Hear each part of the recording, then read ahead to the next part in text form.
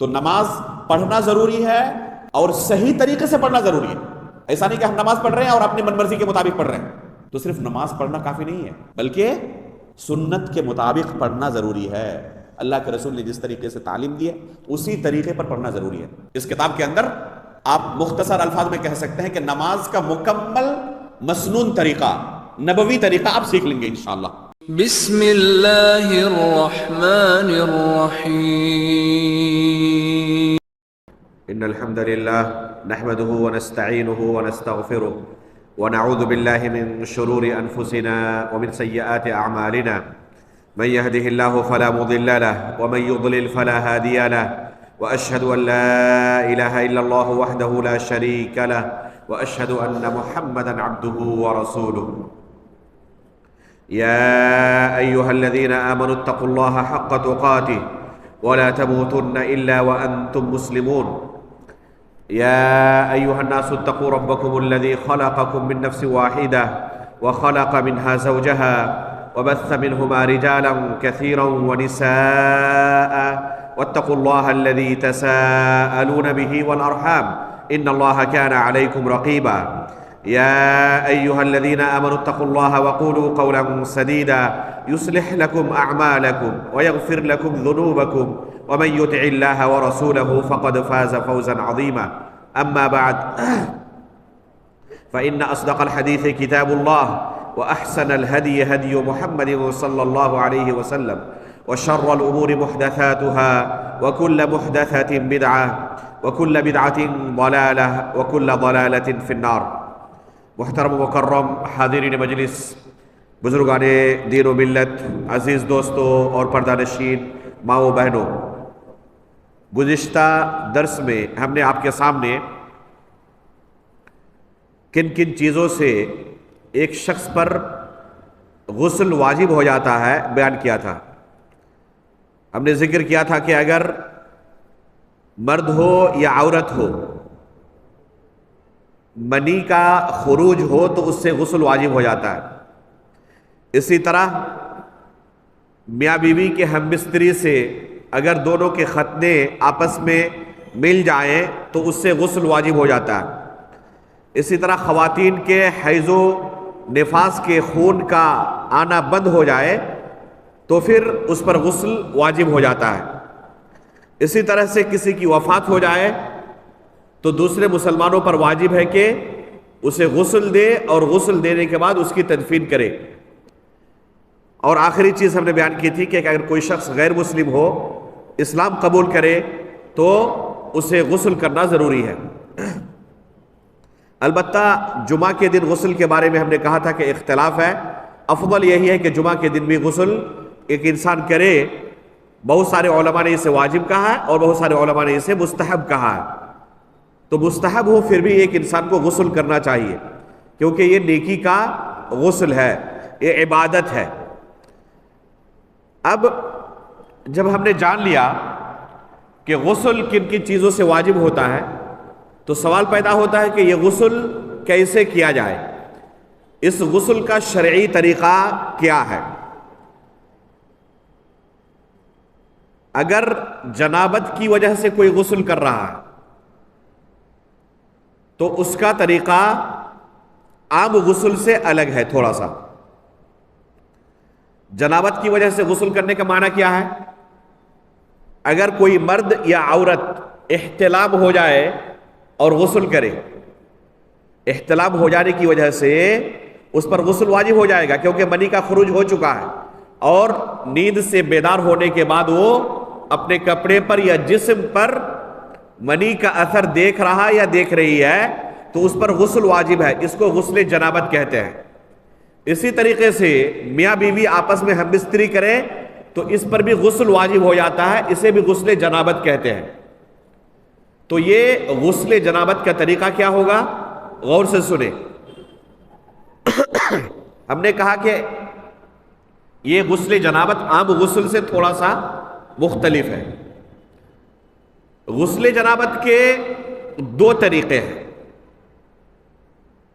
ایک ہے جو کافی ہو جائے، یعنی اس طریقے سے غسل کرنے کی بنا پر ایک انسان کو پاک مان لیا جائے کافی ہے، غسل اس کا ہو گیا الحمدللہ، وہ پاک ہو چکا ہے، اب نماز پڑھ سکتا ہے، دوسری عبادتیں کر سکتا ہے، کوئی حرج نہیں ہے۔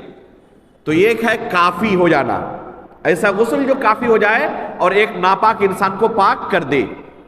اور دوسرا ہے سنت کے مطابق غسل کرنا، جیسے کہ اللہ کے رسول صلی اللہ علیہ وسلم سے وارد ہے، تاکہ ایک انسان پاک ہونے کے ساتھ ساتھ اللہ کے رسول صلی اللہ علیہ وسلم کی اتباع کی نیکی بھی حاصل کر لے، اتباع سنت کی نیکی بھی اسے مل جائے۔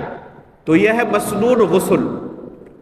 تو غسل دو قسم کے ہیں، ایک ہے کہ کافی ہے، ناپاک تھا پاک ہو گیا، نماز روزے کر سکتا ہے، اور دوسرا ہے اللہ کے رسول صلی اللہ علیہ وسلم کی سنت کی تطبیق دینا، سنت کے مطابق غسل کرنا۔ جہاں تک کافی ہو جانے کا معاملہ ہے کہ ایک انسان جنبی تھا، احتلام کی وجہ سے یا بستری کی وجہ سے اب اسے پاک ہونا ہے، تو اس کے لیے اتنا کافی ہے نیت کر کے کسی ندی میں، چشمے میں، نہر میں، تالاب میں یا واش روم میں جائے اور اپنے پورے بدن کو بھگا لے۔ ایک بندہ گیا ایک ندی میں اور اس کے دل میں نیت ہے کہ میں ناپاک ہوں، میں پاکی حاصل کرنے کے لیے غسل کر رہا ہوں، جا کے ندی میں اس نے ڈبکی لگائی اور پورے جسم کو ایک مرتبہ مل لیا تاکہ کہیں پر کوئی خشکی نہ رہ جائے، ہر جگہ پر پانی پہنچ گیا ہے، ڈبکی لگائی، ہر جگہ پر پانی پہنچ گیا، اس بندے کو پاک مانا جائے گا۔ یہ کافی ہے، یہ غسل کافی ہے، اب اسے ناپاک نہیں مانا جائے گا، وہ پاک ہے۔ وہ شہروں میں ندی نالے نہیں ہوتے، لوگ واش روم میں غسل کرتے ہیں۔ ایک بندہ گیا، دل میں نیت ہے میں ناپاک ہوں، میں پاک ہونے کے لیے غسل کر رہا ہوں، شاور چلایا اور پورے جسم کے اندر پانی پہنچ گیا، کوئی جگہ خشک نہیں ہے، پاک ہو جائے گا وہ، اب وہ نماز پڑھ سکتا ہے، کوئی حرج نہیں ہے۔ تو یہ ہے کافی ہو جانا، ایسا غسل جو کافی ہو جائے اور ایک ناپاک کو پاک کر دے۔ دوسری قسم ہم نے کہا تھا کہ سنت کے مطابق غسل کرنا، تاکہ پاک ہونے کے ساتھ ساتھ اسے اتباع سنت کی نیکی بھی حاصل ہو۔ تو اس کا طریقہ سنیں، اس کا طریقہ یہ ہے کہ آپ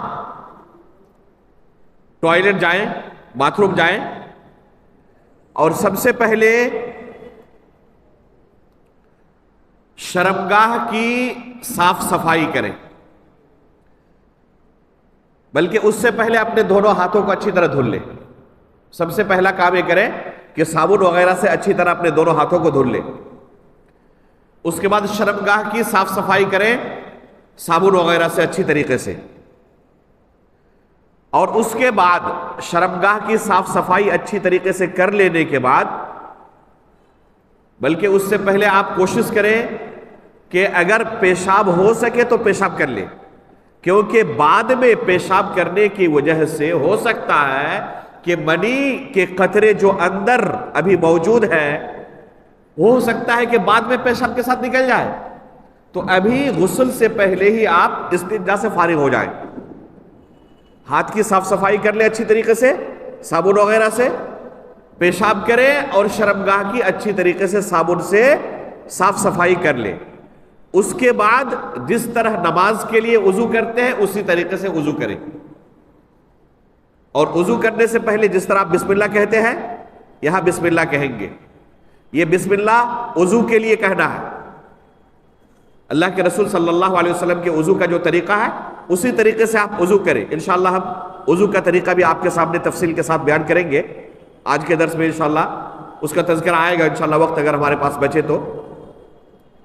تو آپ جس طرح وضو کرتے ہیں نماز کے لیے اسی طرح وضو کریں، بسم اللہ کہہ کر وضو شروع کریں۔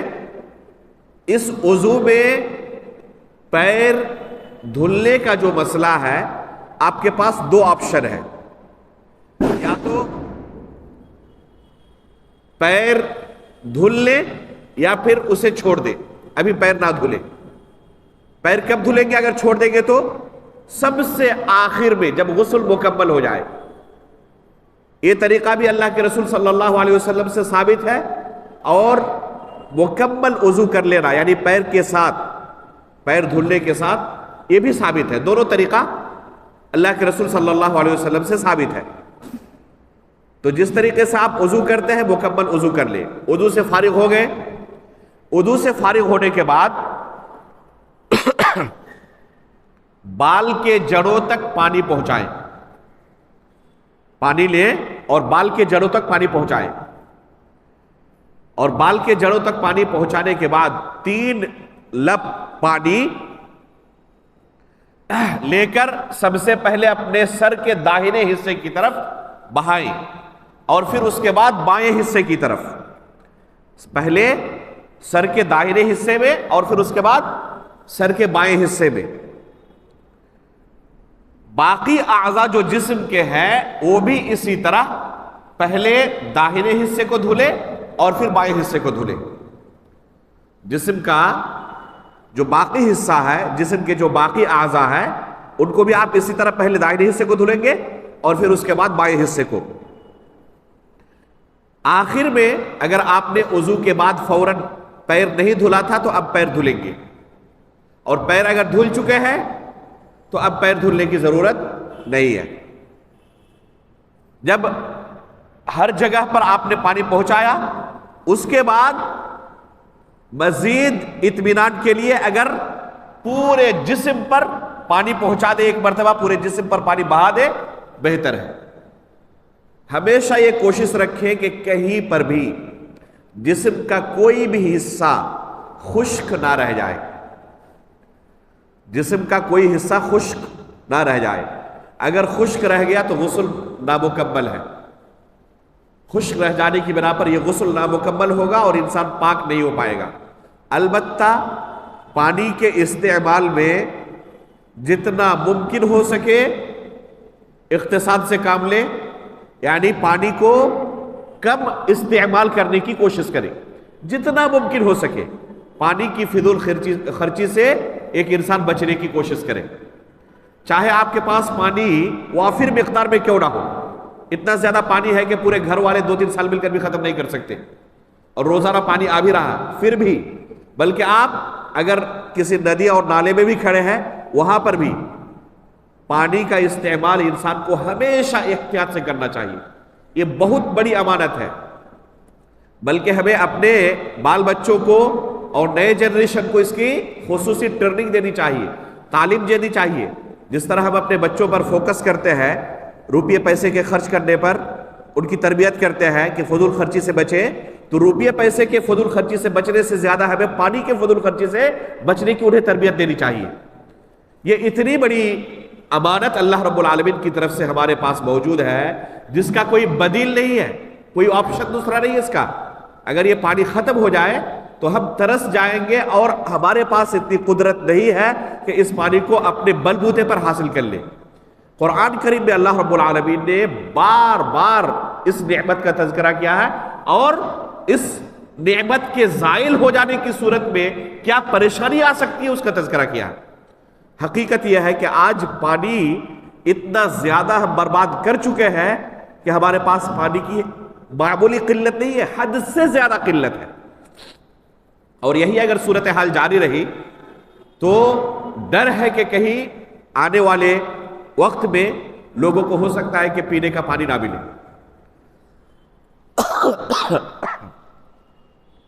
تو اس بارے میں بیداری لانے کی بہت سخت ضرورت ہے۔ پانی کا استعمال کم سے کم ہو، لیکن اس کا معنی یہ نہیں ہے کہ آپ کوئی جگہ خشک چھوڑ دیں کم پانی استعمال کرنے کی دلیل کے بنا پر، کہ کم پانی استعمال کرنا تھا اس لیے کچھ جگہ خشک ہم نے چھوڑ دی ہے تاکہ پانی کم سے کم استعمال ہو۔ یہ دلیل قابل قبول نہیں ہے۔ پانی کا بھی استعمال کریں لیکن کوئی جگہ خشک نہیں رہنی چاہیے۔ اگر خشک رہ گئی کوئی جگہ، آپ ناپاک ہی ہیں، پاک نہیں ہو سکتے۔ تو یہ ہے غسل جنابت کا طریقہ۔ عورت اور مرد کے غسل میں کیا کچھ فرق ہے؟ حقیقت میں عورت اور مرد کے غسل میں کوئی فرق نہیں ہے سوائے ایک چیز کے۔ بس ایک چیز میں عورتوں کو خصوصی رعایت شریعت کی طرف سے دی گئی ہے۔ چونکہ عورتوں کے بال لمبے ہوتے ہیں اور بال بھیگ جانے کی صورت میں ان کے بیمار پڑنے کا ڈر رہتا ہے، بڑی پریشانی ہوتی ہے ان کو بال کے سکھانے میں، خصوصاً سردی کے موسم میں یا برسات کے موسم میں. تو عورتوں کو شریعت نے خصوصی رعایت دی ہے. کیا رعایت ہے یہ رعایت ہے کہ اگر ان کی چوٹی بندھی ہوئی ہو، عورتیں چوٹی باندھتی ہیں نا بالوں کی، تو اگر چوٹی بندھی ہوئی ہو ایسی صورت میں انہیں غسل جنابت کے لیے چوٹی کھولنے کی کوئی ضرورت نہیں ہے. ام سلمہ رضی اللہ تعالی عنہا اللہ کے رسول صلی اللہ علیہ وسلم سے پوچھتی ہے، سوال کرتی ہے، انی اشد وفر رأسی افانقضه لغسل الجنابہ یا رسول اللہ. اے اللہ کے رسول صلی اللہ علیہ وسلم، میں اپنے بال کی چوٹی بہت سخت باندھتی ہوں، کیا غسل جنابت کے وقت اس چوٹی کو کھولنا میرے لیے ضروری ہے؟ تو اللہ کے رسول صلی اللہ علیہ وسلم فرماتے ہیں، لا، کوئی ضرورت نہیں ہے تمہیں چوٹی کھولنے کی. انما یکفیکی ان تحثی علی رأسکی 3 حثیات ثم تفیضین علیک الماء فاذا انت قد تطہرین. اللہ کے رسول صلی اللہ علیہ وسلم ام سلمہ رضی اللہ تعالی عنہ کو تعلیم دیتے ہوئے کہتے ہیں کیسے غسل جنابت کریں گی آپ. انما یکفیکی ان تحثی علی رأسکی 3 حثیات، 3 چلو یا لب کہیں، پانی لے کر اپنے سر پر بہا دے. ایک لب آپ نے پانی لیا، سر پر بہایا، چوٹی کھولنے کی ضرورت نہیں. پھر دوسرا لب پانی لیا، سر پر بہا دیا، تیسرا لب پانی لیا، سر پر بہا دیا. یہ سر کا معاملہ کمپلیٹ. ثم تفیضین علیک الماء، اب اس کے بعد اپنے پورے جسم پر ایک مرتبہ پانی بہا لیں. فاذا انت قد تطہرین، اس طریقے سے آپ پاک ہو جائیں گی. تو اللہ کے رسول صلی اللہ علیہ وسلم نے خواتین کے غسل جنابت کا یہ طریقہ بیان کیا. ان کے غسل جنابت کے طریقے میں معمولی رعایت ہے. اور رعایت کیا ہے؟ اگر چوٹی بندھی ہوئی ہو تو اسے کھولنے کی ضرورت نہیں ہے. یہاں پر ام سلمہ رضی اللہ تعالی عنہ نے غسل جنابت کا تذکرہ کیا سوال میں، افانقضه لغسل الجنابہ، غسل جنابت میں کیا اس چوٹی کو کھولوں؟ تو اللہ کے رسول نے کہا کہ چوٹی کھولنے کی ضرورت نہیں ہے. اب سوال پیدا ہوتا ہے کہ کوئی خاتون حیض کے خون سے پاک ہو، مینس سے پاک ہو، یہ جنابت کا غسل نہیں ہے، یہ مینس سے پاک ہونے کا غسل ہے، حیض سے پاک ہونے کا جو ہر مہینے میں ایک مرتبہ ضرورت پڑتی ہے خاتون کو. یا نفاس سے کوئی خاتون پاک ہو. نفاس کا خون کسے کہتے ہیں؟ ولادت کے بعد جو خون آتا ہے بچے کی پیدائش کے بعد، اس خون کو نفاس کا خون کہتے ہیں. تو حیض سے پاک ہونے کے بعد یا نفاس سے پاک ہونے کے بعد خاتون جو غسل کرے، کیا اس غسل میں بھی چوٹی کھولنے کی ضرورت نہیں ہے یا اس میں چوٹی کھولنے کی ضرورت ہے؟ اس بارے میں اہل علم کے مابین اختلاف ہے،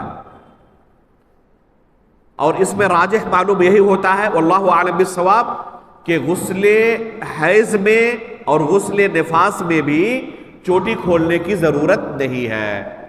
جس طرح غسل جنابت میں ضرورت نہیں ہے، غسل حیض میں بھی چوٹی کھولنے کی ضرورت نہیں ہے. اگر بغیر چوٹی کھولی ہوئے صرف اسی طرح غسل کرے جس طرح جنابت کا غسل کرتی ہے تو انشاءاللہ اس میں کوئی حرج نہیں ہے، جائز ہے. یہ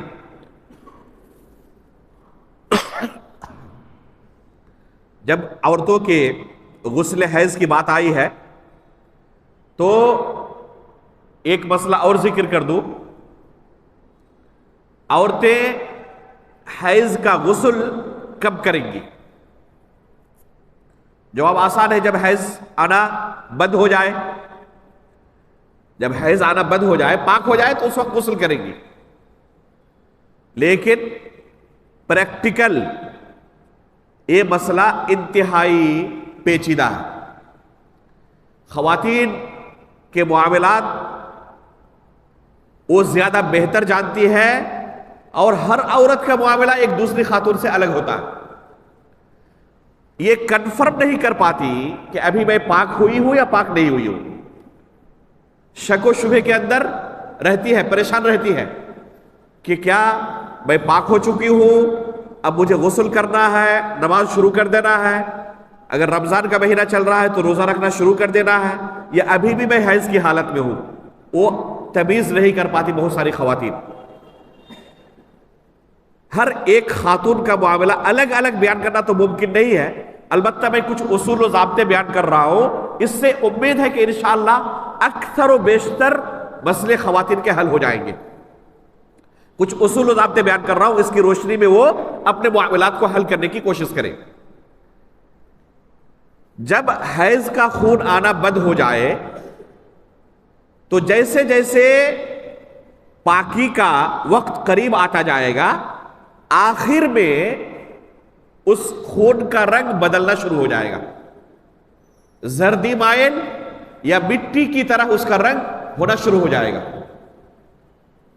اور اس کے بعد آخری مرحلہ جو ہے وہ کیا ہے؟ سفید رنگ کا ایک پانی نکلے گا، جو پاکی کی سب سے بڑی علامت ہے۔ اگر سفید رنگ کا یہ پانی نکل گیا، آ گیا، تو اس کا مطلب کہ حیض کا خون آنا بند ہو چکا۔ سفید رنگ کا یہ پانی آ جانا حیض کے بند ہونے کی سب سے بڑی علامت، کہ یہ خاتون اب حیض سے پاک ہو چکی ہے، اب یہ حائضہ نہیں ہے، اب اس کے اوپر نماز، روزے اور دوسری عبادتیں واجب ہو چکی ہے جو حیض کی وجہ سے اب رکی ہوئی تھی، اب یہ اپنے شوہر کے لیے حلال ہو چکی ہے۔ لیکن غسل کے بعد اب اگر کسی خاتون کا یہ سفید رنگ والا پانی نہ آئے، بہت ساری خواتین ایسی ہوتی ہے حیض سے پاک ہو جاتی ہے، یہ پانی آتا ہی نہیں سفید رنگ والا، تو پھر وہ کیسے اپنے آپ کو سمجھے کہ میں پاک ہو چکی ہوں؟ تو اس کے لیے دوسری علامت ہے، دوسری علامت ہے کہ خون کا آنا بند ہو جائے، کچھ بھی اب خون نہیں آ رہا، جو خون کا آنا جاری تھا یہ مکمل طور پر اب بند ہو چکا ہے، نہ لال رنگ کا خون آ رہا ہے، نہ زردی مائل، نہ مٹی مٹمئلہ، کسی طرح کا کوئی خون آنا اب جاری نہیں ہے، تو یہ دوسری علامت ہے کہ اب وہ حیض سے پاک ہو چکی ہے۔ تو دونوں میں سے کوئی ایک علامت ظاہر ہو جائے، اس خاتون کو اب پاک مانا جائے گا، لیکن جب تک جاری رہے، چاہے لال رنگ کا خون بہنا جاری رہے، چاہے مٹمئلہ، چاہے زردی مائل، جب تک مکمل خون آنا بند نہیں ہوا ہے یا سفید رنگ کا وہ پانی آنا جاری نہیں ہوا ہے، تب تک وہ اس خون کو حیض کا خون مانے گی اور پاکی کے معاملے میں جلد بازی نہیں کرے گی۔ اب عائشہ رضی اللہ تعالیٰ عنہ خواتین کو نصیحت کرتی تھی کہ دیکھو طہر کے لیے جلد بازی نہ کرو، اگر خون آ رہا ہے چاہے وہ زردی مائل ہو چاہے مٹی کے رنگ کا ہو، ابھی بھی اس کو حیض مانو تم، اور ابھی نماز روزے سے رکی رہو، جلد بازی نہ کرو۔ بہت ساری خواتین جلد بازی کرتی ہے، غسل کر لیتی ہے، بعد میں کہتی ہے کہ پھر ہم نے دیکھا کہ خون آ گیا، تو آپ کو پہلے غسل ہی نہیں کرنا چاہیے تھا اتنی جلدی، یہ آپ نے جلدی کی، اس وجہ سے یہ پریشانی آپ کے ساتھ آئی ہے۔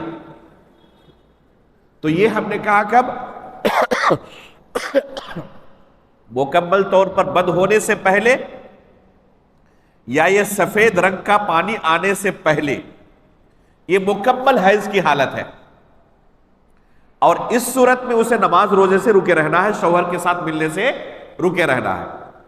اب اگر پاک ہو جاتی ہے، دو علامتوں میں سے کوئی ایک علامت ظاہر ہو گئی، پاک ہو گئی، پاک ہونے کے بعد مثال کے طور پر سفید رنگ کا یہ پانی آ گیا، جیسے شاید اسے سادہ سراب یا کیا کہتے ہیں، بہرحال خواتین سمجھتی ہے اسے سفید رنگ کا یہ پانی حیض کے ختم ہونے کے بعد جو آتا ہے، اس کے بعد اگر پھر دوبارہ مٹمئلہ رنگ کا یا زردی مائل پانی دوبارہ یا خون دوبارہ دکھائی دے، سفید رنگ کا پانی آنے کی وجہ سے اس نے آپ کو پاک سمجھا، غسل کر لیا، اور غسل کے بعد دوبارہ دیکھ رہی ہے کیا کہ پھر زردی مائل خون آنا شروع ہو گیا یا مٹمئلے رنگ کا خون آنا شروع ہو گیا، اب دوبارہ وہ اوریجنل لال رنگ کا جو خون ہوتا ہے حیض کے شروعاتی ایام میں، وہ خود تو نہیں آئے گا، اگر پاک ہو چکے تو وہ خود تو نہیں آئے گا، البتہ زردی مائل والا خون آ سکتا ہے، مٹمئلے رنگ کا خون آ سکتا ہے غسل کے بعد، بہت ساری خواتین کو آتی ہیں، تو اس خون کو جو زردی مائل یا مٹمئلے رنگ کا ہے، پاکی کے بعد جو آیا ہے، تو اسے حیض شمار نہیں کیا جائے گا، اسے حیض شمار نہیں کیا جائے گا۔ ایک صحابیہ فرماتی ہے کنا لا نعد القدرۃ والصفرۃ بعد الطہر شیئا، کہ مٹمئلے رنگ اور زردی مائل رنگ والے خون کو طہر کے بعد ہم حیض شمار نہیں کرتے تھے۔ ظاہر سی بات ہے کہ وہ اپنے خیال سے ایسا نہیں کرتی تھی، اللہ کے رسول صلی اللہ علیہ وسلم کی تعلیم یہی تھی ان کو کہ اسے شمار نہیں کرنا ہے حیض اور نفاس میں سے، اس لیے وہ شمار نہیں کرتی تھی۔ تو یہ ہے ایک عام ضابطہ، امید ہے کہ انشاءاللہ اسے اگر اچھی طرح آپ سمجھ گئے، خواتین اسے 2-3 مرتبہ سنیں، امید ہے کہ انشاءاللہ اس مسئلے کو سمجھ جائیں گے۔ اس کے بعد وہ جب پاک ہو گئی تو غسل کرے، اور غسل کرنے کے بعد اس کے لیے ہر چیز اب جائز ہے، حلال ہے، نماز پڑھنا شروع کر دیں گی، روزے کے ایام ہو تو روزہ رکھنا شروع کر دیں گی، دوسری عبادتوں سے جو رکی ہوئی تھی ان عبادتوں کو انجام دینا شروع کر دیں گی۔ جیسے اور کون سی عبادت ہے جو رکی رہ سکتی ہے حیض کی حالت میں؟ نماز اور روزے کے علاوہ اور کون سی عبادت ہے کوئی عبادت اور؟ جیسے حج ہے، طواف کرنا جائز ہے حیض کی حالت میں؟ حیض کی حالت میں طواف کرنا جائز نہیں ہے، لیکن اب پاک ہو جانے کے بعد جائز ہے اس کے لیے طواف کرنا۔ ایک سوال بہت زیادہ آتا ہے، قرآن کی تلاوت کر سکتی ہے یا نہیں کر سکتی؟ حیض کی حالت میں قرآن کی تلاوت کر سکتی ہے یا نہیں کر سکتی؟ اسی طرح کوئی شخص جنبی ہے تو کیا اس حالت میں قرآن کی تلاوت کر سکتا ہے نہیں کر سکتا؟ مصحف لے کر تلاوت کرنا یہ درست نہیں ہے، قرآن لے کر ہاتھ میں تلاوت کرنا درست نہیں ہے۔ جو کچھ یاد ہے زبانی طور پر اسے دہرانے میں کوئی حرج نہیں ہے، کوئی سلام کرے تو سلام کا جواب دینے میں بھی کوئی حرج نہیں ہے۔ ظاہر سی بات ہے کہ سلام میں اللہ رب العالمین کا ذکر و اذکار تو ہے، صبح شام کے اذکار پڑھنے میں کوئی حرج نہیں ہے، دوسرے اعمال کرنے میں کوئی حرج نہیں ہے جو یاد ہے۔ البتہ مصحف سے پڑھنے کا حکم کیا ہے؟ اگر کوئی خاتون ایسی ہے جو مدرسے کی طالبہ ہے، اسے کلاس میں جانا ہے، اب اگر حیض کی وجہ سے کلاس میں نہیں جاتی، سبق نہیں سناتی، تو بہت بڑا خسارہ ہو جائے گا اس کے لیے۔ یا اگر کوئی خاتون معلمہ ہے، ٹیچر ہے مدرسے کے اندر، اگر وہ کلاس نہ جائے تو طالبات کی بہت زیادہ کیا ہو جائے گی؟ غیر حاضری ہو جائے گی، نقصان ہو جائے گا ان کا۔ ایسی صورت میں کیا کریں؟ مسجد نبوی کے اندر اور مسجد حرام کے اندر خواتین کے قرآن کے حلقے چلتے ہیں باضابطہ روزانہ، اور شاید پوری دنیا میں اتنا بہترین سسٹم اور کہیں پر نہیں ہے جو مسجد نبوی کے اندر اور مسجد حرام کے اندر، خصوصاً مسجد نبوی کے اندر جو خواتین کی تعلیم کا سسٹم ہے، اتنا شاندار سسٹم شاید پوری دنیا میں کہیں نہیں ہے۔ اب ان خواتین کو جو پڑھ رہی ہیں یا پڑھا رہی ہیں وہاں پہ، حیض کے ایام میں اگر وہ مسجد نبوی نہ آئے، انہیں مسجد میں بیٹھنا بھی پڑے گا، قرآن بھی پڑھنا پڑے گا، حدیث بھی پڑھنی پڑے گی، تو کیا کریں؟ یہ چھوڑ دیں؟ ظاہر سی بات ہے کہ بہت بڑا مسئلہ ہے۔ وہاں کی خواتین کے لیے علماء نے باضابطہ فتویٰ دیا ہے کہ طالبات کے لیے اور معلمات کے لیے، اسٹوڈنٹس اور ٹیچرز کے لیے مسجد میں آنا اور قرآن کو پڑھنا جائز ہے۔ البتہ قرآن پڑھتے وقت اتنی احتیاط برتے کہ ہاتھ میں گلوز وغیرہ پہن لیں، یا صفحہ الٹنا ہو تو قلم سے یا کسی لکڑی سے صفحے کو الٹے، یا کسی سے کہے اپنی سہیلی وغیرہ سے کہ یہ صفحہ الٹ کے دے دو، ڈائریکٹ قرآن کو ٹچ نہ کرے، اتنا احتیاط برتے۔ میں ان کا فتویٰ نقل کر رہا ہوں۔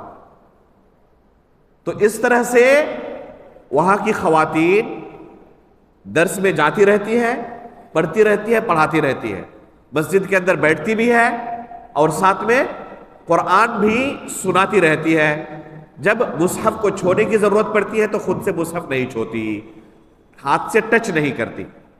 تو یہ احتیاط وہاں کے علماء نے ان کے لیے ذکر کیا، اور اسی طرز پر وہاں پہ عمل چل رہا ہے۔ اب ہم آتے ہیں غسل جنابت کے مسئلے میں۔ گزشتہ درس میں ہم نے غالباً ایک مسئلہ ذکر کیا تھا کہ کسی پر غسل جنابت بھی رہے اور جمعہ کے دن کا غسل بھی رہے تو کیا کرے گا؟ ذکر کیا تھا مسئلہ؟ کیا کرے گا وہ؟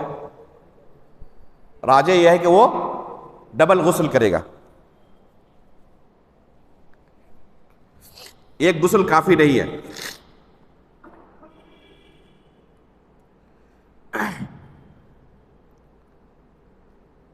ایک اہم مسئلہ غسل جنابت کے تعلق سے،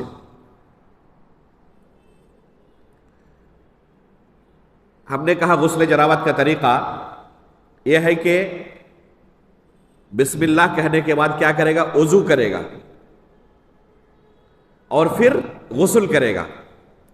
اگر کوئی شخص وضو کرنا بھول گیا ہو، یا بھولا نہیں تھا، یاد تھا لیکن اس نے وضو نہیں کیا، فقط غسل کیا، جیسے کہ دل میں ہے پورا کہ میں ناپاک ہوں، اس وجہ سے مجھے غسل کرنا ہے، گیا شاور چلایا اور اچھی طریقے سے پورے جسم کو دھل لیا، آ گیا باہر، نیت بھی ہے غسل سے پاک ہونے کا، لیکن اس نے وضو نہیں کیا۔ جو کافی تھا طریقہ، پہلا طریقہ جو ہم نے ذکر کیا، اسی طریقے سے اس نے غسل کر لیا، وضو نہیں کیا تھا۔ کیا اب غسل جنابت سے فارغ ہونے کے بعد نماز پڑھنے کے لیے یہ بندہ وضو کرے گا یا وضو نہیں کرے گا؟ یہ بندہ اب وضو نہیں کرے گا۔ غسل سے پہلے اگر وضو نہیں کیا ہے تو غسل کے بعد اب وضو نہیں کرے گا، اور اس مسئلے میں کوئی اختلاف نہیں ہے۔ علامہ ابن عبد البر رحمہ اللہ نے اس مسئلے میں الاستذکار کے اندر اتفاق نقل کیا ہے، تمام علماء کا اتفاق نقل کیا ہے کہ اگر غسل سے پہلے وضو نہیں کیا ہے تو غسل کے بعد اب اسے وضو کرنے کی کوئی ضرورت نہیں ہے۔ یہ غسل طہارت کبریٰ ہے، اور وضو کیا ہے؟ طہارت صغریٰ ہے۔ جب طہارت کبریٰ اس نے حاصل کر لیا تو طہارت صغریٰ بدرجہ اولا اس کے اندر موجود ہے، ایڈ ہے۔ اب الگ سے غسل کے بعد اسے وضو کرنے کی، طہارت صغریٰ حاصل کرنے کی ضرورت نہیں ہے، اسی غسل سے وہ نماز پڑھے گا۔ الا کہ اگر وضو ٹوٹ گیا ہو، یعنی غسل کے بعد یا غسل کے دوران کوئی ایسا عمل کیا جس سے وضو ٹوٹ جاتا ہے۔ ابھی ہم بیان کریں گے کن کن چیزوں سے وضو ٹوٹ جاتا ہے۔ مثال کے طور پر غسل کے دوران ہوا خارج ہو گیا، ٹھیک ہے؟ ابھی غسل مکمل ہی ہوا تھا یا مکمل ہونے والا تھا، ہوا خارج ہو گیا، اب کیا اسی غسل سے وہ نماز پڑھ سکتا ہے؟ نہیں، اسے اب وضو کرنا پڑے گا کیونکہ وضو ٹوٹ چکا ہے۔ اگر غسل کے بعد کسی کو قضاء حاجت کی ضرورت پڑ جائے، ٹوائلٹ جانے کی ضرورت پڑ جائے، اسے نئے سرے سے پھر دوبارہ وضو کرنا پڑے گا، تبھی نماز پڑھ سکتا ہے کیونکہ وضو ٹوٹ چکا ہے۔ یا دوران غسل شرمگاہ کو ڈائریکٹ ہاتھ لگ جائے، ٹچ کر جائے، تو پھر اس سے بھی وضو ٹوٹ گیا ہے اس کا، اب اسے وضو کرنا پڑے گا۔ اس لیے ہم نے پہلے کیا کہا تھا کہ اچھی طرح شرمگاہ کی صاف صفائی کر لے غسل سے پہلے، تاکہ دوران غسل اسے شرمگاہ کو ہاتھ لگانے کی ضرورت نہ پڑے، کیونکہ شرمگاہ کو اگر کوئی شخص ڈائریکٹ ہاتھ لگاتا ہے، ٹچ کرتا ہے، تو اس سے غسل، اس سے کیا وضو کیا ہو جاتا ہے؟ ٹوٹ جاتا ہے۔ ابھی ہم بیان کریں گے تفصیلات کن کن چیزوں سے وضو ٹوٹ جاتا ہے۔ تو پتہ چلا ہے ہمیں کہ اگر کسی نے غسل جنابت سے پہلے وضو نہیں کیا ہے تو غسل جنابت کے بعد اسے وضو کرنے کی ضرورت نماز پڑھنے کے لیے نہیں ہے، اسی غسل سے نماز پڑھ سکتا ہے، وہ اسی غسل سے نماز پڑھ سکتا ہے، اب دوبارہ وضو کرنے کی ضرورت نہیں ہے، بلکہ شیخ البانی رحمہ اللہ نے اگر کوئی شخص اس کے باوجود بھی وضو کرتا ہے، غسل کیا، غسل سے پہلے وضو نہیں کیا تھا، اب غسل کے بعد وضو کر کے نماز پڑھ رہا ہے، تو شیخ البانی رحمہ اللہ سے پوچھا گیا کیا یہ جائز ہے؟ تو شیخ نے جواب دیا کہ خلاف سنت ہے، یہ طریقہ خلاف سنت ہے کہ کوئی غسل کے بعد وضو کرے۔ تو آپ کو وضو اگر کرنا ہے تو پہلے کر لیں، بھول گئے یا آپ نے قصدن چھوڑ دیا تھا تو غسل کے بعد آپ وضو نہیں کر سکتے، اب نماز پڑھے اسی غسل سے، الا کہ آپ کا وضو ٹوٹ گیا ہو، کوئی ایسا کام آپ نے کیا جس سے وضو ٹوٹ جاتا ہے، تب آپ دوبارہ وضو کریں گے پھر نماز پڑھیں گے۔ اب آپ کے سامنے وضو کا طریقہ بیان کرنا ہے، غسل کا طریقہ الحمدللہ ہم نے سیکھ لیا، اب وضو کیسے کرنا، اللہ کے رسول صلی اللہ علیہ وسلم وضو کیسے کرتے تھے۔ قرآن کریم کے اندر اللہ رب العالمین نے وضو کا طریقہ اجمالی طور پر بیان کیا ہے، لیکن تفصیلی طریقہ ہمیں اللہ کے رسول کی حدیث میں ہی مل سکتا ہے۔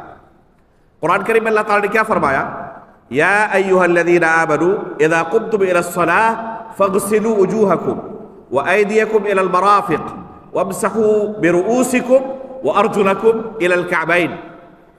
یہ سورۃ المائدہ کی آیت ہے، اس آیت میں اللہ رب العالمین نے وضو کا طریقہ اجمالی طور پر بیان کیا ہے، اور اللہ کے رسول صلی اللہ علیہ وسلم نے بالتفصیل وضو کا طریقہ بیان کیا ہے، بلکہ پریکٹیکل بھی اللہ کے رسول نے وضو کر کے دکھایا صحابہ کرام کو، اور اللہ کے رسول کے وضو کے طریقے کو صحابہ کرام نے، متعدد صحابہ کرام نے نقل کیا ہے، جن میں سے عثمان بن عفان رضی اللہ تعالیٰ عنہ ہے، علی رضی اللہ تعالیٰ عنہ ہے، عبداللہ بن زید بن عبد ربہ رضی اللہ تعالیٰ عنہ ہے، اور دوسرے صحابہ کرام نے اللہ کے رسول صلی اللہ علیہ وسلم کے وضو کے طریقے کو نقل کیا ہے۔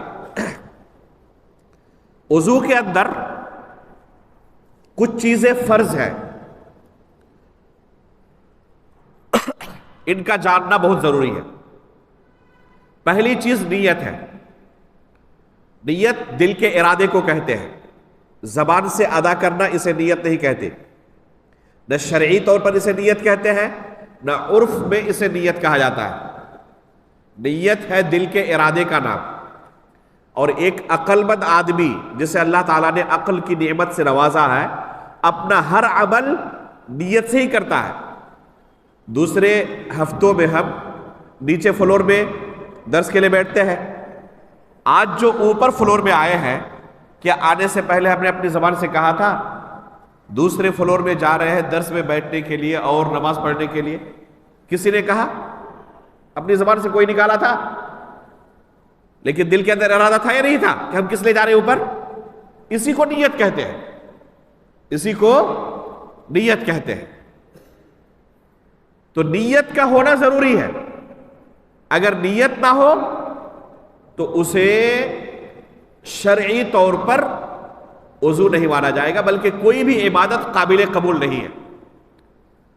تو ہر انسان جب کوئی عبادت انجام دیتا ہے تو اس کے دل کے اندر ارادہ ہوتا ہے۔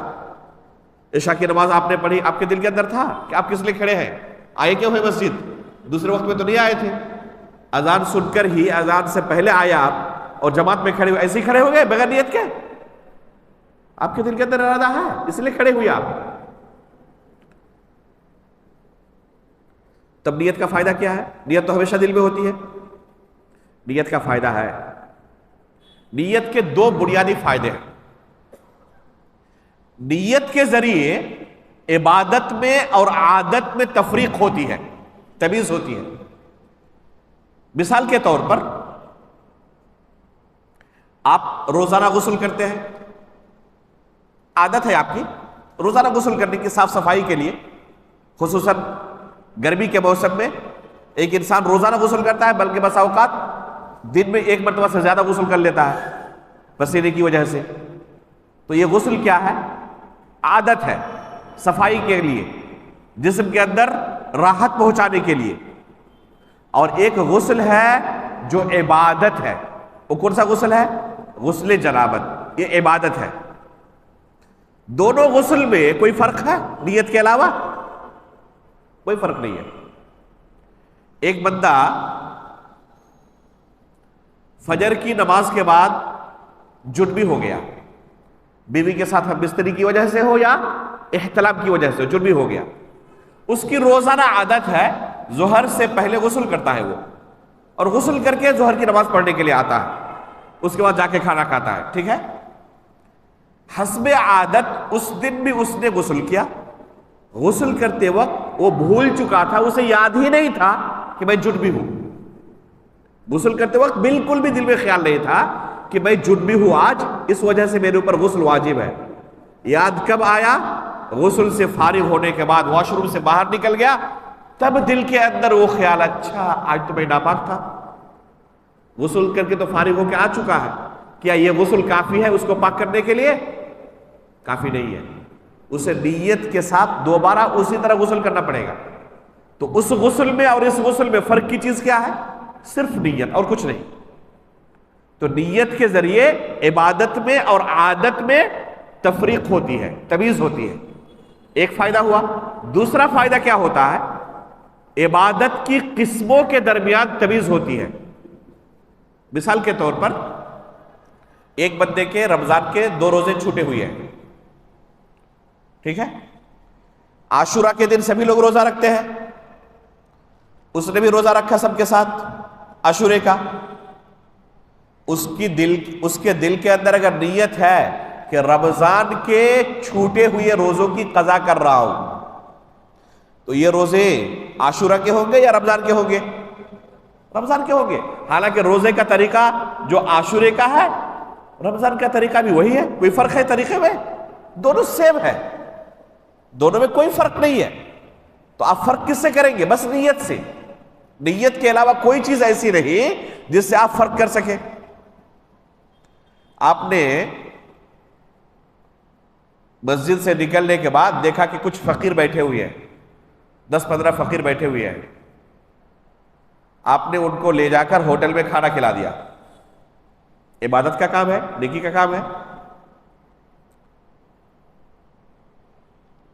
ایک بندے کے اوپر قسم کا کفارہ ہے، 10 مسکین کو کھانا کھلانا پڑے گا، قسم کھایا تھا اور قسم کو توڑ دیا اس نے، اب اس پر کفارہ واجب ہو گیا 10 مسکین کو کھانا کھلانے کا، اور یہ بھول چکا کہ میرے اوپر کفارہ ہے، ابھی ادا نہیں کیا ہے۔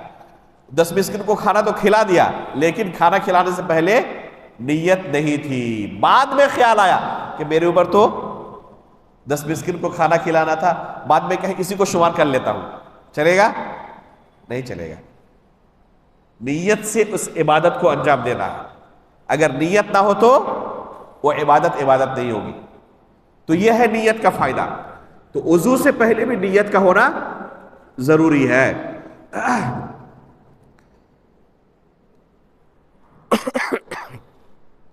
دوسری چیز ہے بسم اللہ کہنا۔ وضو سے پہلے آپ بسم اللہ کہیں۔ اللہ کے رسول صلی اللہ علیہ وسلم فرماتے ہیں لا صلاۃ لمن لا وضوء له ولا وضوء لمن لم يذكر اسم اللہ علیہ، بغیر وضو کے نماز نہیں ہوتی اور بغیر بسم اللہ کے وضو نہیں ہوتا۔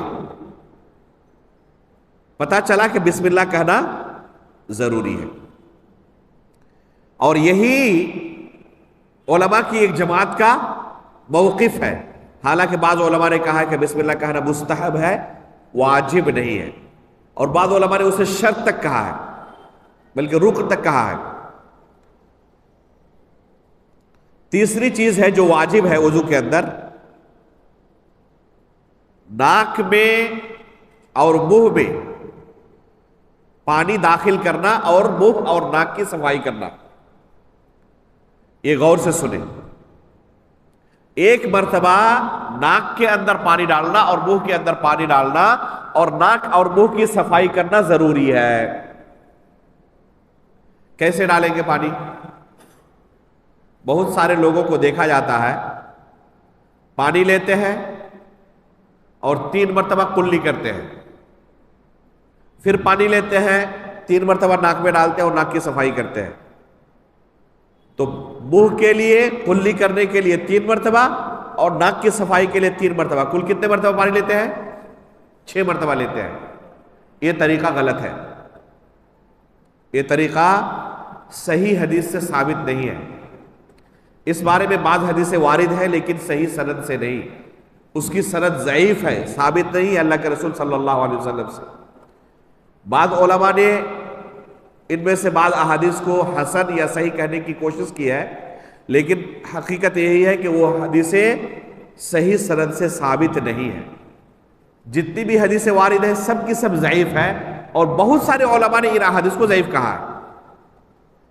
اس کے بالمقابل صحیح بخاری میں اور صحیح مسلم میں جو حدیث کی سب سے صحیح ترین کتابیں ہیں، ان دونوں کتابوں میں رسول اللہ صلی اللہ علیہ وسلم کے وضو کا طریقہ جو بیان ہوا ہے وہ یہ ہے کہ ایک چلو پانی لے کر منہ میں بھی ڈالے، ناک میں بھی ڈالے.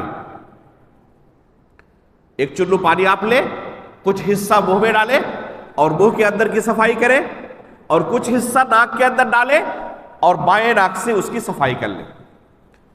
اگر مزید ضرورت محسوس کرتے ہیں دوبارہ پانی لے، کچھ حصہ منہ میں ڈالے، کچھ حصہ ناک کے اندر، بائیں ناک سے اس کی، بائیں ہاتھ سے اس کی صفائی کر لے. تیسری مرتبہ بھی ضرورت محسوس کرتے ہو تو تیسری بار پانی لے اور اسی طرح صفائی کر لے. واضح، کلیئر ایک دم؟ 3 3 6 نہیں بلکہ دونوں کے لیے 3، اور ایک چلو پانی لے کر دونوں میں ڈالنا ہے، منہ میں بھی اور ناک میں بھی. اگر کسی کی عادت نہیں ہے تو پہلی مرتبہ اسے کچھ پریشانی ہو سکتی ہے. اگر کسی کی عادت بنی ہوئی ہے 3 مرتبہ 6 مرتبہ لینے کی تو اس طرح کرنے میں اسے لگ سکتا ہے کہ صرف منہ کے اندر پانی گیا، ناک کے اندر گیا ہی نہیں، یا صرف ناک کے اندر گیا، منہ کے اندر گیا نہیں. 2-4 دن کے اندر انشاءاللہ پھر وہ سیکھ جائے گا. لیکن اللہ کے رسول صلی اللہ علیہ وسلم کا طریقہ یہی تھا. صحیح بخاری کے اندر اور صحیح مسلم کے اندر، دونوں کے اندر اسی طریقے کو امام بخاری اور امام مسلم رحمہ اللہ نے بیان کیا ہے. بلکہ امام بخاری رحمہ اللہ نے باب قائم کیا ہے صحیح بخاری کے اندر، باضابطہ باب قائم کیا ہے کہ ایک ہی چلو سے ناک کے لیے اور منہ کے لیے پانی لینا ہے. اس لیے اگر کوئی غلطی کر رہا ہے تو اپنی وضو کی اصلاح کر لے. چوتھی چیز ہے پورے چہرے کو ایک مرتبہ دھلنا ضروری ہے. چہرہ کسے کہتے ہیں؟ چہرے کی چوہدی ہے جہاں سے بال اگتے ہیں وہ سر ہے، اور جہاں بال اگنا بند ہوتے ہیں وہاں سے نیچے کا حصہ چہرہ ہے. نیچے کا حصہ کہاں تک چہرہ ہے؟ ٹھڈی تک، جہاں پر داڑھی اگتے ہیں. یہ ہے لمبائی میں، اور چوڑائی میں دونوں کان کے درمیان کا حصہ. یہ پوری چوہدی اس کی ہے، سر کے بال کے اگنے کی جگہ سے لے کر ٹھڈی تک، داڑھی کے بال کے اگنے کی جگہ تک، اور 2 کانوں کے درمیان کا حصہ، اس کو چہرہ کہتے ہیں. اس چہرے کو ایک مرتبہ دھلنا فرض ہے. ضرورت محسوس کرتے ہیں دوسری مرتبہ دھلے، ضرورت محسوس کرتے ہیں تیسری مرتبہ دھلے. اللہ کے رسول سے 3 مرتبہ تک دھلنا ثابت ہے. 3 سے زیادہ جائز نہیں. 3 مرتبہ تک اچھی طرح اسے دھل لیا جانا چاہیے. اگر 3 مرتبہ کے بعد بھی کسی کو ضرورت محسوس ہو رہی ہے تو وہ پانی برباد کر رہا ہے صرف. اگر صحیح سے اس نے توجہ سے دھلا ہوتا تو 3 مرتبہ کے بعد اسے ضرورت محسوس نہیں ہوتی. چہرہ دھلنے کے بعد ایک اور چیز فرض ہے. اگر کسی کی داڑھی گھڑی ہو تو داڑھی کا خلال کر لے تاکہ چمڑے تک پانی پہنچ جائے. چمڑے تک پانی کا پہنچانا ضروری ہے، لہذا داڑھی کا خلال کر کے وہ چمڑے تک پانی کو پہنچا دے. تو یہ 5ویں چیز ہوئی، داڑھی کا خلال کرنا اور چمڑے تک پانی کو پہنچانا. 6ٹھی چیز ہے دونوں ہاتھوں کو کوہنی تک دھلنا. اسے کوہنی کہتے ہیں نا، یہ ہے کوہنی. یہ شامل رہے گا دھلنے میں یا نہیں رہے گا؟ یہ دھلنے میں شامل رہے گا، یہ دھلنے میں شامل رہے گا. یہ اگر خشک رہ گیا آپ کا وضو درست نہیں ہے. کہاں تک دھلنا ہے؟ بس یہ حصہ دھلا ہوا ہو. بعض لوگ مبالغہ کرتے ہوئے بغل تک دھوتے ہیں، یہ طریقہ درست نہیں ہے. اللہ کے رسول صلی اللہ علیہ وسلم سے ثابت نہیں ہے. بس یہ حصہ دھل جائے کافی ہے. یہاں سے کہاں تک دھلیں گے؟ یہاں تک یا یہاں تک؟ یہاں تک دھلنا ہے, یہاں تک نہیں. آپ کہیں گے کہ جب ہم نے وضو شروع کیا تھا پہلے تو یہاں تک دھل لیا تھا, تو وہ مستحب تھا, واجب نہیں تھا. اب یہ جو پورا ہاتھ دھلنا ہے یہ واجب ہے, یہ پورا ہاتھ دھلنا یہ واجب ہے. اس لیے جب چہرے کے بعد ہاتھ کو دھلیں گے تو صرف وہاں تک نہیں بلکہ یہاں تک دھلیں گے. اس کے بعد پورے سر کا ایک مرتبہ مسح کرنا ہے. ہم نے کہا پورے سر کا, سر کے بعض حصے کا نہیں, یا ایک دو بال کا نہیں. بعض لوگ کیا کرتے ہیں, بڑی بخیلی کرتے ہیں سر کے مسح میں. اس سے زیادہ بخیلی کہیں نہیں کرتے, ہوٹل میں بھی نہیں. حد سے زیادہ سر کے مسح میں بخیلی کرتے ہیں. کوشش کرتے ہیں کہ پریس, سر کو جو اچھی طریقے سے کنگھی کیا ہوا ہے نا, اس کا پریس گڑبڑ نہ ہو جائے, ایک دم بالکل لگے کہ ابھی کنگھی کر کے آیا ہے. اللہ کے بندے, آپ کے سر کی زینت سے کہیں زیادہ وضو یہ اہم ہے. آپ عبادت کے لیے آئے ہوئے ہیں, اس لیے پورے سر کا مسح کریں. کیسے؟ خود صحابی رسول نے اللہ کے رسول صلی اللہ علیہ وسلم کے سر کے مسح کا جو طریقہ بیان کیا اس طریقے سے. کیسے بیان کیا ہے؟ فرماتے ہیں بدأ بمقدم رأسہ, اللہ کے رسول صلی اللہ علیہ وسلم نے سر کے اگلے حصے سے مسح شروع کیا. بدأ بمقدم رأسہ, یہ ہے مقدم الرأس, سر کا اگلا حصہ. یہاں سے اللہ کے رسول صلی اللہ علیہ وسلم نے شروع کیا. ثم ذهب بهما الى قفاه, اپنے دونوں ہاتھوں کو لے گئے کہاں تک؟ جہاں تک بال اگے ہوئے ہیں, گدی تک. اسے گدی کہتے ہیں جہاں تک بال ہوتے ہیں. اور پھر وہاں سے واپس لائے کہاں تک؟ جہاں سے شروعات کی تھی.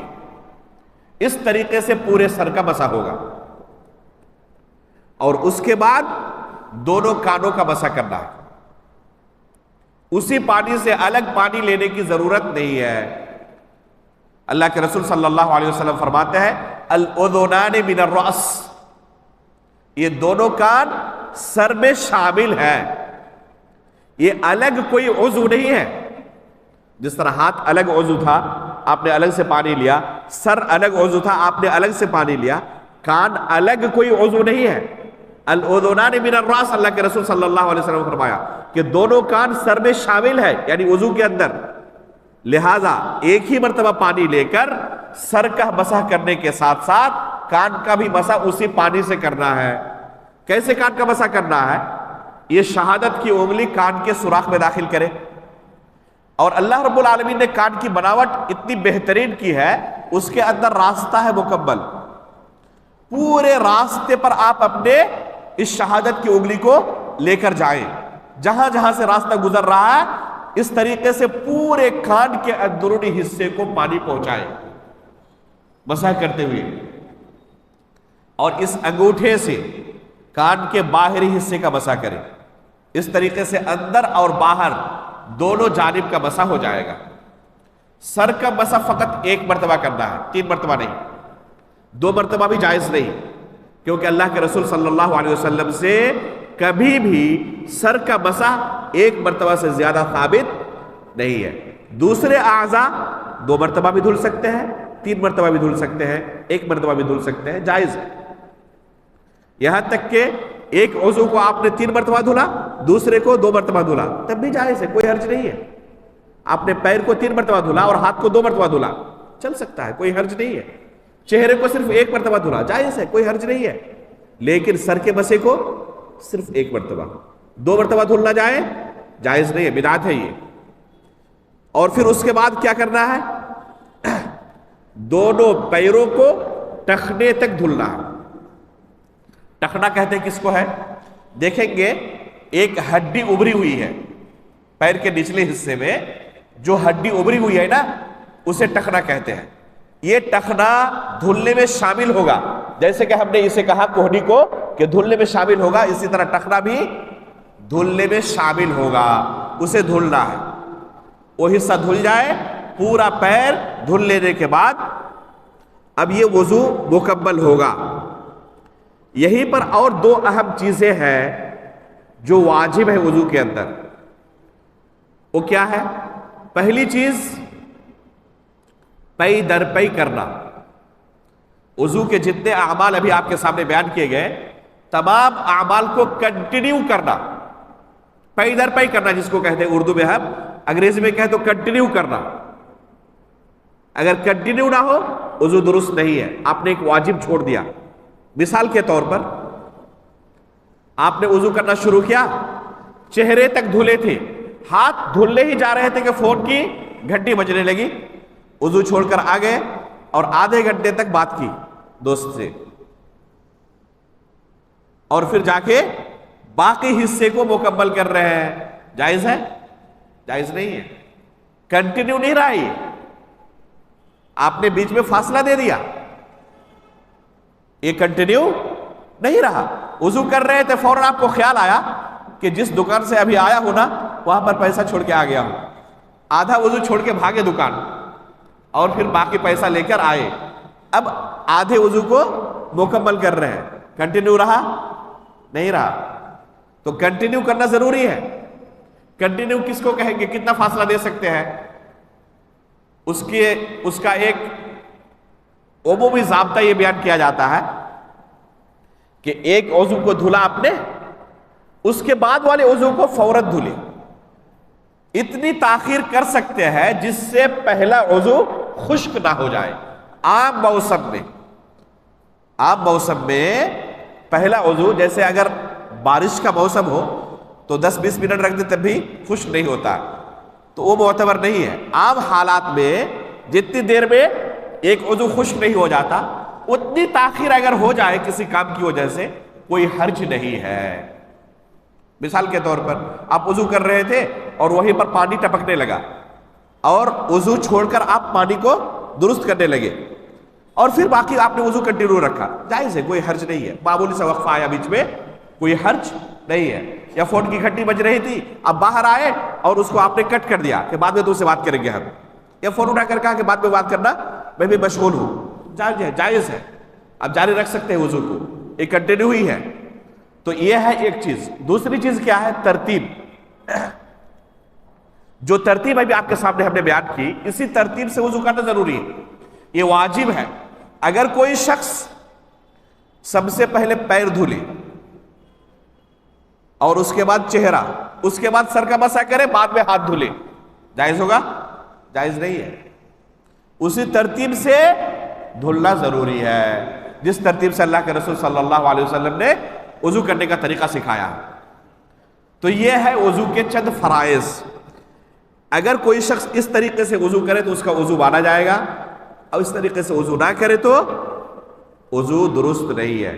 خصوصی طور پر یہاں بھی وہی تنبیہ کہ کوئی جگہ خشک نہ رہ جائے۔ اللہ کے رسول صلی اللہ علیہ وسلم نے دیکھا کچھ لوگوں کو وضو میں جلد بازی کرتے ہوئے، اور یہ پیر کا نچلا حصہ جو ہوتا ہے، جس کو عربی میں اعقاب کہتے ہیں، ٹخنے سے نیچے کا حصہ، دیکھا رسول اللہ صلی اللہ علیہ وسلم نے کہ جلد بازی کی وجہ سے ان کے خشک رہے، تو اللہ کے رسول نے سخت وعید سنائی اور کہا وَيْلٌ لِلْأَعْقَابِ مِنَ النَّارِ، وَيْلٌ لِلْأَعْقَابِ مِنَ النَّارِ، یہ جو پیر کا چھوٹا سا حصہ خشک رہ گیا ہے یہ جہنم کا حصہ بننے والا۔ اب غور کریں کہ ایک بندہ وضو کرے اور اس کے باوجود اسے جہنم جانا پڑے، کتنی سخت وعید ہے۔ اس لیے وضو کرے تو اطمینان کے ساتھ، مکمل اعضاء بھیگ جانے چاہیے، ہر جگہ پانی پہنچ جانا چاہیے۔ اس طریقے سے بندہ اگر وضو کرتا ہے مکمل طور پر، اور پھر آ کر 2 رکعت نماز ادا کرتا ہے، اور اس نماز کو خشوع خضوع کے ساتھ ادا کرتا ہے، بالکل بھی دل میں شیطانی خیالات وسوسے نہیں آتے، تو اس کی عظیم فضیلت آئی ہوئی ہے۔ ابو نے بلال رضی اللہ تعالیٰ عنہ بلال رضی اللہ تعالیٰ عنہ کو اللہ کے رسول صلی اللہ علیہ وسلم نے ایک دن فرمایا سمعت خشخشتک فی الجنہ، اے بلال میں نے آپ کے جوتوں کی آہٹ جنت میں سنی۔ آخر کون سا عمل آپ کرتے ہیں کہ میں نے آپ کے جوتوں کی آہٹ جنت میں سنی ہے؟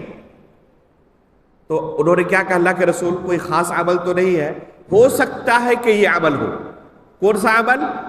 کہتے ہیں کہ جب بھی میرا وضو ٹوٹتا ہے فوراً جا کے میں وضو کرتا ہوں اور وضو کرنے کے بعد 2 رکعت تحیۃ الوضو پڑھتا ہوں، نماز پڑھتا ہوں۔ تو یہ عمل اتنا مبارک ہے، اتنا پسندیدہ ہے کہ اللہ رب العالمین نے بلال رضی اللہ تعالیٰ عنہ کو اس عمل کی وجہ سے اللہ کے رسول صلی اللہ علیہ وسلم کی زبانی خوشخبری سنائی جنت کی۔ لہذا ہمیں اطمینان کے ساتھ وضو کرنا چاہیے، اور ممکن ہو تو وضو کے بعد 2 رکعت نماز بھی پڑھنی چاہیے۔ اسے تحیۃ الوضو کہتے ہیں، وہ کسی بھی وقت آپ پڑھ سکتے ہیں۔ ایک انسان اگر ہمیشہ وضو کی حالت میں رہے، یہ بہت ہی بہترین عادت ہے۔ ہم نے اپنے مشائخ کو اسی طرح پایا، یہاں کے نہیں مدینے کے۔ بہت کم ایسا موقع ہوتا تھا کہ اپنے اساتذہ کے ساتھ ہوں اور نماز کا وقت ہو گیا تو انہیں وضو کی ضرورت پڑ جائے اور جا کے وضو کرے اور پھر نماز پڑھے۔ بہت کم ایسا دیکھا جاتا ہے۔ جہاں بھی نماز کا وقت آیا، اقامت شروع ہوئی، نماز کے لیے کھڑے ہو گئے۔ وہ ہمیشہ وضو کی حالت میں ہے۔ عصر کے وقت درس شروع کیا مسجد نبوی کے اندر، عصر کے وقت وضو کر کے آئے ہیں وہ، مغرب کی اذان ہوئی، فوراً جیسے اقامت شروع ہوئی نماز کے لیے کھڑے ہو گئے۔ مغرب کی نماز کے بعد پھر درس چالو ہو گیا، پھر عشاء کی اذان ہوئی، پھر جیسے اقامت شروع ہوئی نماز کے لیے کھڑے ہو گئے۔ وہی جو عصر کا وضو ہے وہ عشاء کے وقت تک باقی ہے۔ اکثر و بیشتر لوگ آپ پائیں گے مسجد نبوی کے اندر، خصوصاً وہ طلبہ جو درس کے اندر بیٹھے رہتے ہیں یا وہ مشائخ جو درس دیتے رہتے ہیں، وہ عصر کے وضو سے عشاء کی نماز پڑھتے ہیں۔ ہم بھی جب تک وہاں پہ موجود تھے اکثر و بیشتر عصر کے وضو سے ہی ہم نے عشاء کی نماز پڑھی ہے، اکثر و بیشتر۔ یہاں کے بہت سارے لوگ تعجب کرتے ہیں کیسے ممکن ہے؟ آپ بھی آسانی سے کر سکتے ہیں۔ اس کا ضابطہ یہ ہے کہ آپ نے ایک مرتبہ وضو کیا تو یقین ہے نا کہ ہم نے وضو کیا ہے۔ جیسے مغرب کی نماز سے پہلے آپ نے وضو کیا، یقین ہے کہ ہم نے وضو کیا ہے۔ اب عشاء کی جب اذان ہوئی تو آپ کا وضو باقی ہے یا نہیں ہے؟ آپ کو یقین ہے کہ وضو ٹوٹ چکا ہے؟ اگر یقین ہے کہ وضو ٹوٹ چکا ہے تو دوبارہ وضو کریں۔ لیکن آپ کو صرف شک و شبہ ہو رہا ہے، پتہ نہیں ابھی تک باقی ہے یا نہیں ہے، تو شریعت کا حکم یہ ہے کہ آپ کا وضو باقی ہے، کیونکہ وہ یقین تھا اور دوسرا شک ہے، تو شک کی بنا پر یقین ختم نہیں ہوتا۔ اس لیے مغرب کے وضو سے عشاء کی نماز پڑھ سکتے ہیں۔ دوبارہ اگر کوئی وضو کرنا چاہے جائز ہے، کوئی حرج نہیں ہے۔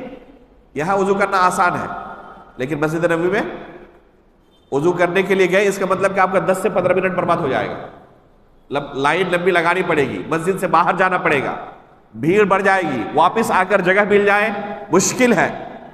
اس لیے کوشش رہتی ہے ہر ایک کی کہ ایک مرتبہ داخل ہو گئے اور وضو کی ضرورت نہ پڑے، وضو کر کے داخل ہو گئے تو۔